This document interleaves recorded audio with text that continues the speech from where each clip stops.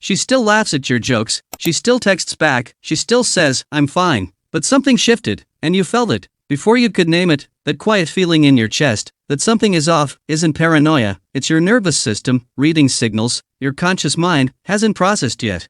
Here's what no one tells you about emotional withdrawal: it rarely looks like withdrawal, it looks like normal. She answers your calls, she shows up, she smiles, but the warmth is gone, and you're standing in a room that looks exactly the same, but feels like a museum of something that already ended. Psychologists call this emotional detachment under relational continuity.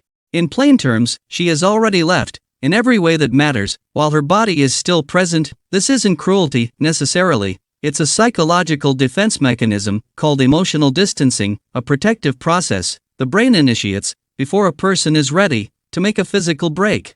Research in attachment theory shows that avoidant individuals, and even securely attached people, under enough emotional pain, begin mentally rehearsing absence long before they announce it. She isn't planning to replace you. In her mind, emotionally, she already has. But here's what I want you to understand: this is not about your worth. The brain does not detach because someone is unlovable. It detaches because it is afraid.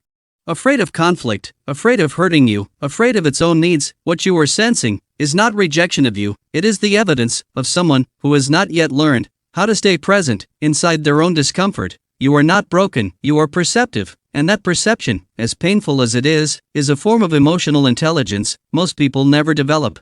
Let me explain what is happening in the brain when someone begins the process of emotional withdrawal. The prefrontal cortex, the part responsible for future planning, starts simulating life without the relationship, quietly, repeatedly, almost automatically. Neuroscientists call this mental simulation rehearsal.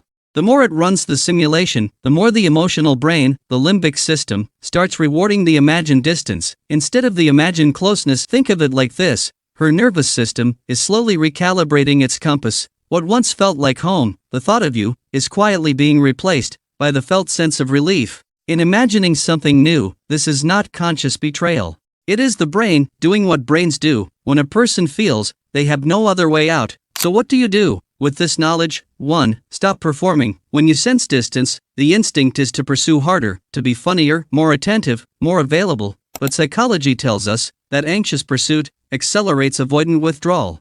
The more you reach, the further the nervous system retreats. 2. Name the pattern, not the person. Don't say, "You've changed." Instead, notice inside yourself, "I am experiencing a rupture in emotional attunement." This is not semantics. Naming the mechanism activates the prefrontal cortex and quiets the panic response. It gives you clarity instead of chaos.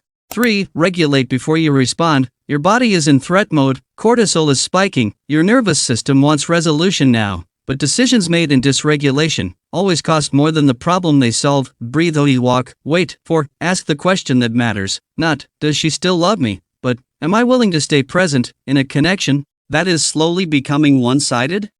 That question, and your honest answer, is where your healing begins. Here is the one mental model I want you to carry with you. Emotional presence is not measured in words spoken or time spent. It is measured in where the mind returns. When she is alone, when the noise settles, where does her attention drift, and where does yours? That is the truth. Underneath all the performances, that is the real relationship. You felt it before you understood it. That is not weakness, that is your nervous system doing its job. The hard part is not detecting the distance. The hard part is deciding what to do with what you now know. You don't have to chase, you don't have to collapse, you don't have to pretend, you don't feel what you feel. You just have to stay honest with yourself, quietly, completely, without apology, because the person who most needs your presence right now isn't her, it's you. If this hit a little too close to home, you already know why. Subscribe now, because the truth about relationships isn't always pretty.